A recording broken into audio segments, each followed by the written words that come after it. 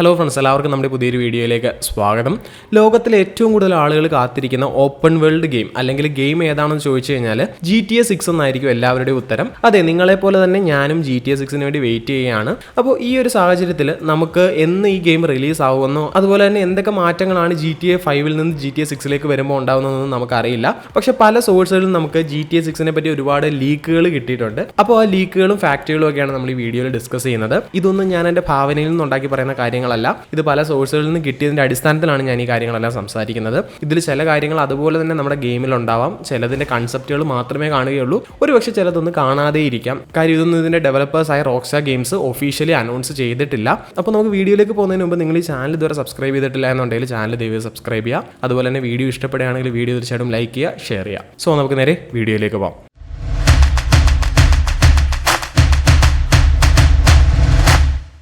ആദ്യം തന്നെ നമുക്ക് GTA 6ൻ്റെ ലോഞ്ച് ഡേറ്റിനെ പറ്റി സംസാരിക്കാം. 2023 ഗെയിം ലോഞ്ച് ചെയ്യാൻ സാധ്യതയുണ്ടെന്നാണ് പല ഗെയിമിംഗ് ആർട്ടിക്കിൾസ് എഴുതുന്ന ജേർണലിസ്റ്റുകളും പറയുന്നത്. 2023 ലോഞ്ച് ചെയ്താൽ തന്നെ നമുക്ക് 2023 ഗെയിം കയ്യിലേക്ക് കിട്ടുകയില്ല.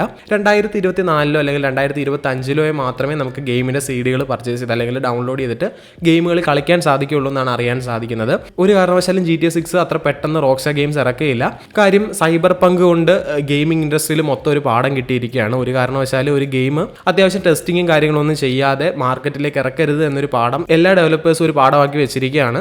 കാര്യം സൈബർ പങ്ക് പെട്ടെന്ന് ലോഞ്ച് ചെയ്തുകൊണ്ട് തന്നെ അതിൻ്റെ ഒരുപാട് ബഗ്ഗുകൾ വന്നു. ആ ഗെയിമിൻ്റെ നാശത്തിലേക്ക് തന്നെ ആ ബഗ്ഗുകൾ അതിനെ വഴിതിരിച്ചു എന്ന് വേണം പറയാൻ. അതുകൊണ്ട് തന്നെ പെട്ടെന്നൊരു തീരുമാനമെടുത്ത് റോക്സ്റ്റാർ ഗെയിംസ് ഒരിക്കലും GTA 6 ലോഞ്ച് ചെയ്യുകയില്ല.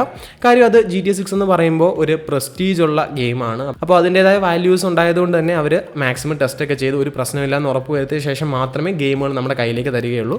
നമുക്ക് 2024-2025 കാലഘട്ടത്തിൽ ഗെയിം കയ്യിൽ കിട്ടുമെന്ന് വിശ്വസിക്കാം. പിന്നീട് ആദ്യം മുതലേ പറയുന്നുണ്ടായിരുന്നു GTA 6 എന്ന് പറയുമ്പോൾ നമ്മുടെ വൈസ് സിറ്റിയുടെ ഒരു അപ്ഡേറ്റഡ് വേർഷൻ ആയിരിക്കുമെന്ന്. ആദ്യമൊക്കെ 1980 കാലഘട്ടമായിരിക്കും ഗെയിമിലെന്നാണ് പറഞ്ഞിരുന്നത്. പക്ഷേ GTA ഓൺലൈൻ്റെ വിജയത്തിന് ശേഷം ആ ഒരു തീരുമാനം മാറ്റാനുള്ള സാധ്യതയുണ്ട്.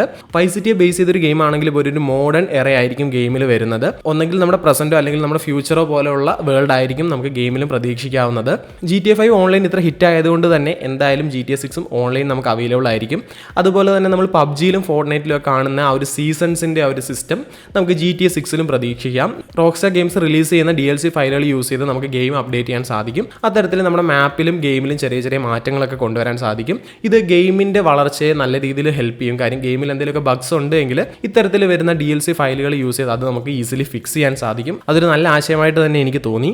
പിന്നീട് വൈസ് സിറ്റി തന്നെ ആയിരിക്കും. വൈസ് സിറ്റി എന്ന് പറയുമ്പോൾ റിയൽ ലൈഫിലെ മിയാമി ബീച്ചാണ്.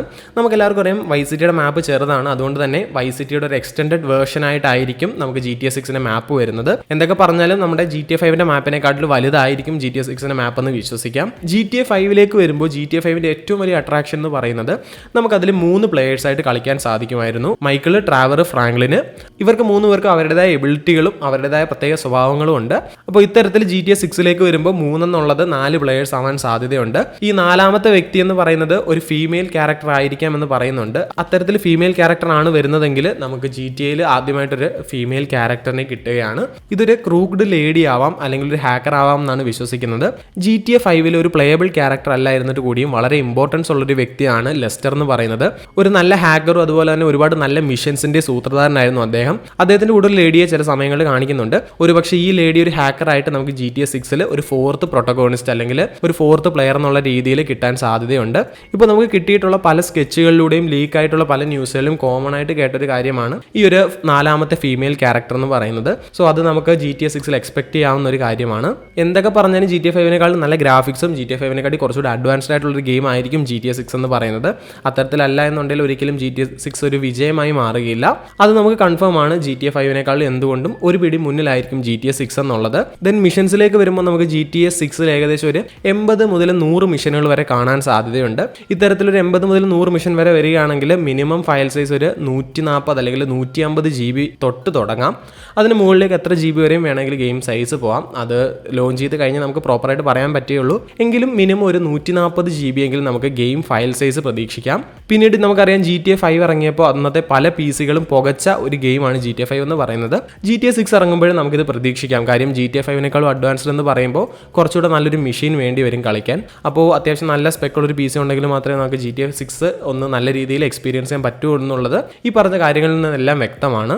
അപ്പോൾ നമുക്ക് പല സോഴ്സുകളിൽ നിന്നും GTA 6 പറ്റി കിട്ടിയ വിവരങ്ങൾ ഇത്രയൊക്കെയാണ്. ഇതൊന്നും ഞാൻ എൻ്റെ ഭാവനയിൽ നിന്ന് ഉണ്ടാക്കിയെടുത്ത കാര്യങ്ങളല്ല. അപ്പോൾ വീഡിയോ നമ്മളിവിടെ നിർത്തുകയാണ്. വീഡിയോ തീർച്ചയായിട്ടും നിങ്ങൾക്ക് ഇഷ്ടപ്പെട്ടു എന്ന് വിശ്വസിക്കുന്നു. വീഡിയോ ഇഷ്ടപ്പെട്ടാൽ തീർച്ചയായിട്ടും ലൈക്ക് ചെയ്യുക, ഷെയർ ചെയ്യുക, ചാനൽ സബ്സ്ക്രൈബ് ചെയ്യുക. സോ മറ്റൊരു കിടിലൻ വീഡിയോ ആയിട്ട് നമുക്ക് അടുത്ത ദിവസം കാണാം. അതുവരെ ബൈ.